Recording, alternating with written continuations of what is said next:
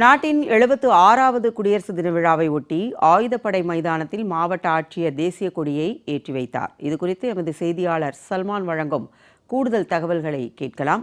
வணக்கம் சல்மான், குடியரசு தின விழா குறித்தான விவரங்கள் என்ன? நாட்டின் 76வது குடியரசு தின விழாவினை முன்னிட்டு மதுரை ஆயுதப்பட மைதானத்தில் நடைபெற்ற குடியரசு தின விழாவில் மதுரை மாவட்ட ஆட்சியர் சங்கீதா அவர்கள் தேசிய கொடி ஏற்றி வைத்தார். பின்னர் காவல்துறையினரின் அணிவகுப்பு மரியாதை ஏற்றுக்கொண்டார்.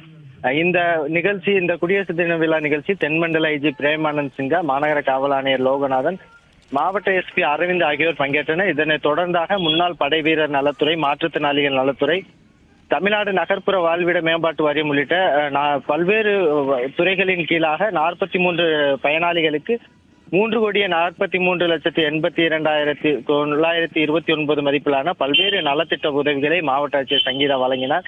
மேலும் பாதுகாப்பு பணியின் போது சிறப்பாக பணியாற்றிய காவலர்களுக்கு தமிழக அரசின் பதக்கங்களையும், 50க்கும் மேற்பட்டோருக்கு சிறந்த பணிகளுக்கான விருதுகளையும், அதேபோன்று மாவட்ட அளவில் சிறப்பாக பணியாற்றிய அரசு மருத்துவர்கள், அரசு அதிகாரிகள் உள்ளிட்டோருக்கும் மாவட்ட ஆட்சியர் சங்கீதா பாராட்டு சான்றிதழ் வழங்கி அவர்களுக்கு விருதுகளையும் வழங்கினார்.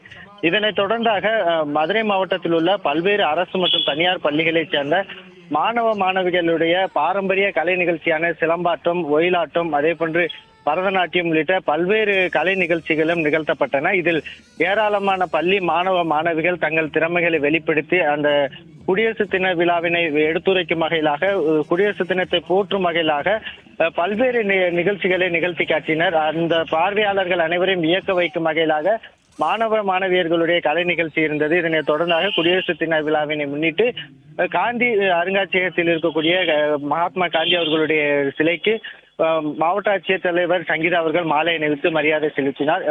76வது குடியரசு தினத்தை முன்னிட்டு மதுரை ஆயுதப்படை மைதானத்தில் நடைபெற்ற அந்த குடியரசு தின விழாவில் ஏராளமான அரசு அதிகாரிகள், காவல்துறையினர் மற்றும் மாணவ மாணவியர்கள் பங்கேற்றனர். ஜெயா, மதுரை ஆயுதப்படை மைதானத்தில் நடைபெற்ற குடியரசு தின விழா குறித்தான செய்திகளை பகிர்ந்து கொண்டமைக்கு நன்றி சல்மான்.